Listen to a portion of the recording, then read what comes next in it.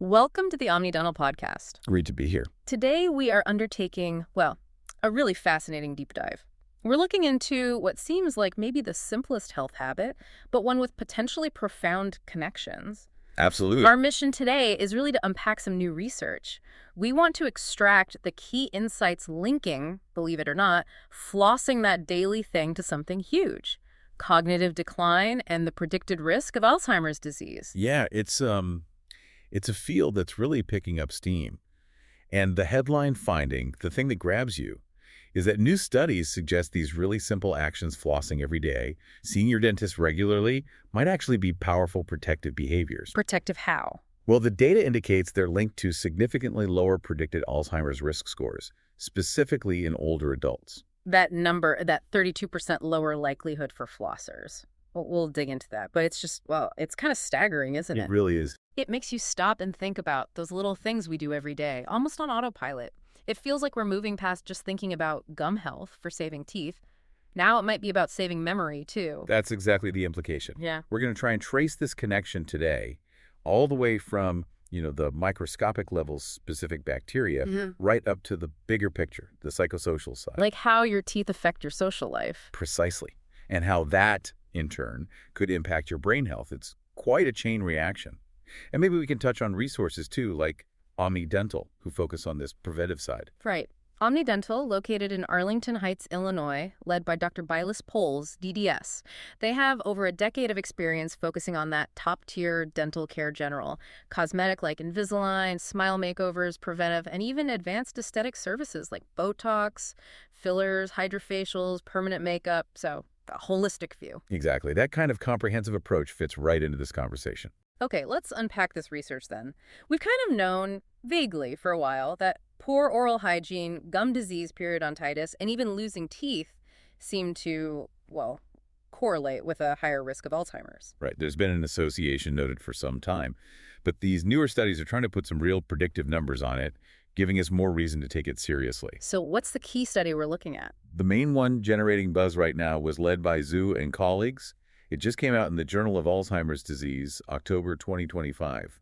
They were specifically looking for harder evidence of this link in a big representative group of people. And they used data from that big national survey, right? NAJNS. Exactly. The National Health and Nutrition Examination Survey, they analyzed data from 3,356 U.S. adults, all age 65 and older, surveyed between 2013 and 2018. So a really solid data set for looking at habits in seniors. And the methodology, how did they measure Alzheimer's risk? They didn't track these people for years until they got diagnosed, did they? No, that would take decades. Instead, they did something clever. They calculated each person's predicted 5-year Alzheimer's risk score. Predicted. How reliable is that? Well, it wasn't just a guess. They used a well-validated system. It's a scoring method that takes into account dozens of factors we already know influence dementia risk, things like behavior, medical history, psychological attributes. Okay, that makes sense. So using this predictive score, what did they find about flossing? This is the number that really jumps out. Participants who said they flossed regularly, like daily, had a 32% lower likelihood of being in the high-risk category for predicted Alzheimer's. 32%. That's huge for something so simple. How does that compare to other preventative things we hear about, like, say, exercise? It actually compares very favorably. Exercise, diet, managing blood pressure, they're all critical, no doubt. But getting potentially a 32% risk reduction from a low-cost habit like flossing, that's pretty remarkable. It really highlights its potential power. It really does. But I have to ask, the skeptic in me wonders. You said predicted scores. Could it just be that healthier people who are generally more on top of things, are just more likely to floss and less likely to get dementia? Correlation, not causation. That's the million-dollar question, always. And the researchers were definitely aware of it. So how did they account for that? Well, first, the caveat always stands. Correlation isn't causation in this type of study. But the validated risk score system they used already factored in many of those things. Diet, education level, access to healthcare, pre-existing conditions. Yeah, okay. And even after adjusting for all those variables, the link between flossing and lower predicted risk remains statistically significant. So it wasn't just explained away by people being generally healthier? It seems not. That independent association suggests there might be a real biological or behavioral pathway at work here, not just flossing acting as a marker for a healthy lifestyle. Okay, that makes the findings much stronger. And it wasn't only flossing, right? Dental visits mattered, too. Correct. It wasn't just about what you do at home. Those seniors who reported seeing a dentist within the last year also showed a reduced risks, specifically a 28% lower likelihood of being in that high-risk Alzheimer's category. 28%, still very significant. Absolutely. So it seems like combining professional care with your own daily habits gives the best outcomes. That's what the data points towards. The participants who did both flossed daily and had those routine dental checkups, they consistently had the lowest predicted risk scores overall. It suggests an additive benefit. A comprehensive approach works best. Which brings us back to the how. How on earth does cleaning between your teeth affect your brain? It seems like such a leap. It does, but the mechanism scientists are focusing on involves chronic inflammation and the bloodstream. It's a pathway. Okay, walk us through it. So bad oral hygiene leads to gum inflammation, right? Periodontal disease. Exactly. Gum disease is basically a chronic bacterial infection festering in your mouth. And specific bacteria are involved. Yes. One key player that researchers often mention is a bacterium called Porphyromonas gingivalis, or P. gingivalis for short. Okay. This bug doesn't just cause sore gums, it releases these nasty, toxic byproducts. They're called gingipains. Gingipains. Sounds unpleasant. What do they do? Well, think of them as tiny chemical weapons and keys.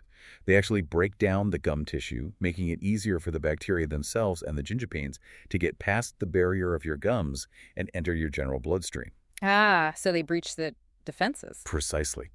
And once these bacteria and toxins are circulating in your blood, they contribute to what's called systemic inflammation throughout your body. And from the bloodstream, they can potentially reach the brain. That's where the blood-brain barrier comes in, right? That protective wall. Exactly. The blood-brain barrier is like the brain's bouncer, super selective about what gets in. It's meant to keep out pathogens and toxins. But these gingipains might be able to sneak past. There's growing evidence suggesting that these toxins, the gingipains, might be able to weaken that barrier or maybe even find ways around it. And the really chilling part is, haven't they actually found this bacteria, P. gingivalis, and its toxins in the brain tissue of people who had Alzheimer's? Yes, that's some of the most compelling, albeit disturbing, evidence. Finding those specific bacterial components and toxins within the brain tissue of deceased Alzheimer's patients strongly suggests they made the journey. And once they're in the brain, what happens? They don't just hang out, right? No, their presence seems to trigger a chronic inflammatory response inside the brain itself. This neuroinflammation can damage nerve cells, and crucially, it seems to accelerate the formation of those beta-amyloid plaques. The plaques that are the hallmark of Alzheimer's disease. The very same. So the thinking is these oral pathogens might be directly contributing to the brain pathology we see in Alzheimer's. So flossing daily, getting regular cleanings, it's basically about reducing the bacterial load in your mouth. That's the idea. You reduce the source of the infection. Which lowers the systemic inflammation throughout your body. Right. And makes it much less likely that these specific harmful bacteria and toxins get a chance to even reach, let alone cross, the blood-brain barrier. You've got it. That's the biological pathway in a nutshell. Reduce the invaders at the source. Which highlights why having access to good preventive dental care is so important. Places like Omni Dental in Arlington Heights that you mentioned, focusing on prevention under Dr. Poles. Exactly. Regular checkups, cleanings, they're not just about cavities. They're about managing this potential systemic risk before it escalates. Okay, that biological link is pretty convincing. But you mentioned earlier there's another angle to this. It's not just about bacteria invading the brain. No, it seems to be more complex than that. We also need to consider the psychosocial pathway. There was another review by Aida and colleagues in 2025 that looked at poor oral health as a broader risk factor. Psychosocial, meaning how it affects our life and interactions? Precisely. This is where it gets really interesting, I think. Okay, tell me more. How does having, say, missing teeth or painful gums connect to brain health in that way? Think about the daily impact. If someone has severe oral health problems, maybe chronic pain, difficulty chewing properly, maybe they're self-conscious about missing teeth or have trouble speaking clearly, it starts to affect basic social functions. If eating is difficult or painful, maybe you start avoiding meals with friends or family. Okay, I can see that. If you're embarrassed by your smile or how you speak, you might withdraw from social gatherings, maybe skip meetings or events you used to enjoy. And that gradual withdrawal leads to social isolation. Exactly. And we already know quite definitively that social isolation itself is a significant modifiable risk factor for dementia and cognitive decline. Wow. So the poor oral health creates the isolation, which then impacts the brain. It's a potential cascade. Plus, there's the nutritional aspect. If you can't chew properly, your diet might suffer. You might avoid healthier foods like fresh fruits and vegetables that require more chewing. Leading to nutritional deficiencies. Potentially, yes. Deficiencies in vitamins and nutrients that are crucial for brain function. So, poor oral health could attack brain health from multiple angles. Direct bacterial inflammatory pathways and these indirect routes through social isolation and poor nutrition. So maintaining dental health isn't just fighting off bacteria, it's also protecting the social engagement and the nutrition that keeps your brain active and resilient. That really adds another layer of importance to prevention. It really does. The implications here are huge. When you think about the massive and growing burden of Alzheimer's disease worldwide, promoting good dental care starts to look like a really accessible, relatively low-cost preventative strategy. With benefits for your mouth and potentially your mind. Two birds with one stone, essentially. So for everyone listening, what does this boil down to? What are the concrete steps you can take starting today based on this research? Well, the studies point to a pretty clear four-step action plan. It's refreshingly simple, actually. Okay, number one. Number one, floss daily. Seems obvious now, right? But that simple mechanical act is key for removing plaque and debris from below the gum line where brushing can't reach. That directly reduces the inflammation. Makes sense. Number two. Number two, schedule routine dental exams. You really need a professional checkup at least once a year, maybe twice is even better. Early detection of gum disease is critical. Catching it before it becomes a chronic systemic issue is the goal. Okay, floss daily, see the dentist. Number three. Number three, brush twice a day. Good old brushing. It's still the foundation. It minimizes the overall bacterial load in your mouth. Can't skip the basics. Right. And the final step. Finally, number four, watch for early signs. Be vigilant yourself. Look for red, swollen, or tender gums. Pay attention if you see blood when you brush or floss. That's your body signaling an issue. Don't ignore bleeding gums. Definitely not. Yeah. That's a sign to get it checked out professionally soon. And taking these steps is easier with a good partner in care. Like Omni Dental in Arlington Heights, you mentioned Dr. Poles, they focus on these preventive strategies, right? Along with general and cosmetic work like Invisalign, smile makeovers. Yes, and that comprehensive approach is key. They also offer those advanced aesthetic services, Botox, fillers, hydrofacials, even permanent makeup. It shows an understanding that oral health is part of overall well-being and confidence, which ties back into that psychosocial aspect we discussed. Right, feeling good about your smile can impact your willingness to socialize. Exactly. Now, while we're emphasizing these positive steps, we do have to circle back to that scientific caution. The correlation versus causation point again. Yes. Yes. We need to be clear. The zoo study used predictive models based on correlations. It doesn't definitively prove that flossing prevents Alzheimer's. It could still be that people with healthier lifestyles do both. But the crucial point is that the links they found between flossing, dental visits, and lower predicted risk remain significant even after they statistically controlled for a whole host of other factors, things like income, education, diet, exercise, overall healthcare access. So the connection didn't just vanish when they accounted for other healthy habits. No, it held up, which strongly suggests it's not just a marker of general health, but points towards a real underlying connection worth investigating further. That really is the key takeaway for me. It drives home that our body systems are deeply interconnected. What happens in the mouth doesn't just stay in the mouth. Absolutely not. Chronic inflammation, bacterial challenges in one area can have ripple effects, potentially influencing organs far away, including, it seems, our brain.